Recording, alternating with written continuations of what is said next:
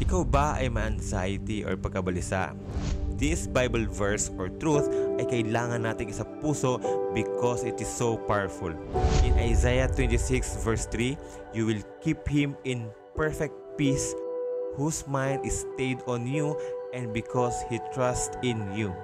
Kung gusto mo ng perfect peace o may kapayapaan, kailangan nating mag-focus on and trust in sa Panginoon. Parang madali lang sabihin, gawin at unawain, pero marami pa rin taong may anxiety.